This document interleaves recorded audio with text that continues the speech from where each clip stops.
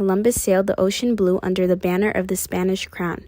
Landing in the eastern Caribbean, Columbus kicked off a chain of events that forever changed the course of history.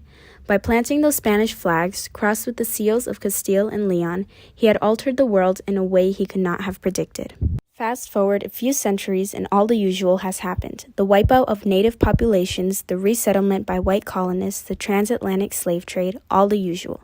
Spain is a thriving empire and its citizens are benefiting from this in ways they could not have imagined. That is, the European peninsulares living in mainland Spain. Spanish America, or New Spain as it was referred to, was primarily filled with enslaved Africans, lower-class Spaniards born in the colonies known as Creoles, the interbred mestizos who were born from what was seen as an unholy matrimony between natives and Spaniards, and then the natives themselves, often living in poverty. Almost all Spanish people living in the colonies were subject to the encomienda and repartimiento systems, which bound the people of Latin America for centuries and allowed Spain itself to prosper from the labors of their colonies. Between 1492 and the late 18th century, New Spain and its colonies saw vast development and non-stop expansion coming to span from modern-day Colorado all the way down to Rio de la Plata. While Spain had seen almost unchallenged growth, there were a few movements that had risen up. Most notably an Incan rebellion in the 18th century. These did little to nothing to Spain's power, however.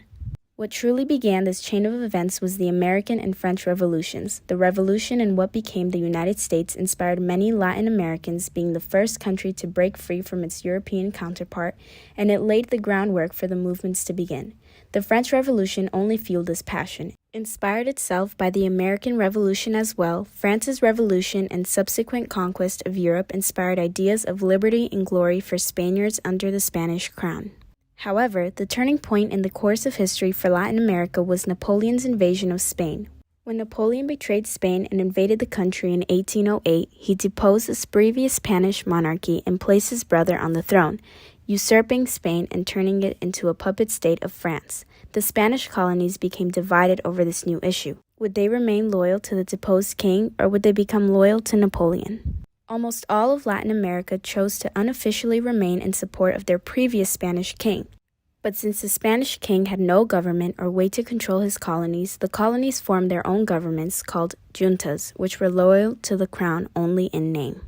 This is where Simón Bolívar comes into the picture. Simón, having been inspired by the American and French revolutions and also by his travels in Europe after visiting Rome, Paris, and Madrid, envisioned a grand state for the Spanish colonies to unite under. His vision was Gran Colombia, a state which would be much like the United States in the sense that the citizens would vote for their leader, each nation or state would have representation in federal government, and all would be equal.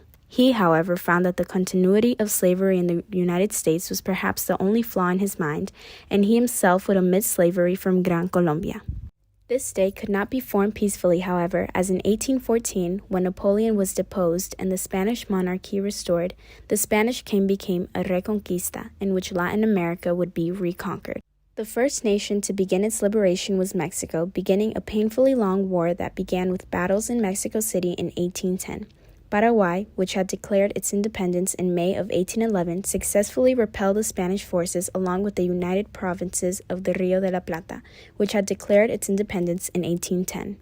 Continuing their anti-colonial campaign against what was now an aggressive and oppressive Spanish crown, the Republic of Chile was declared in 1817, and later next year, Simón Bolívar began his campaign, crossing Venezuela into Colombia and defeating the Spanish in Bogotá in 1819, the Republic of Gran Colombia was declared, and Simón set out to defeat the remaining Spanish armies within his borders. Inspired by the failure of the Spanish army in the mutiny of Spain's armies in Cádiz, San Martín of Chile marches on Lima and proclaims the independence of the Republic of Peru in July of 1821. A few months later, following a near decade of non-stop fighting in New Spain, the Mexican Empire was declared, nearly stripping Spain of all its territories in mainland America.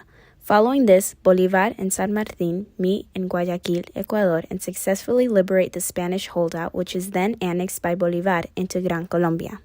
Brazil, which had been harboring the Portuguese royal family since Napoleon's invasion of Spain, then declared its independence as the Brazilian Empire in 1822 after the King of Portugal returned to Lisbon and his son and heir declared Brazil's independence following feuds and disagreements with his father.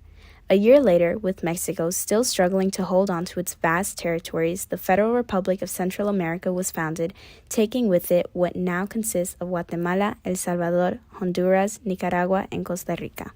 Finally, in 1825, the last bastion of Spanish loyalists are defeated in Bolivia, which is proclaimed independent and named after Simón Bolívar, who was offered the presidency of Bolivia. Having to deal with the rest of Gran Colombia, however, Simón regretfully declined the position. With his health deteriorating and his nation falling apart, Simón is unable to stop Venezuela's secession from Gran Colombia in 1829. With the end of his presidency in 1830, so too does Gran Colombia end, splitting into Colombia and Ecuador.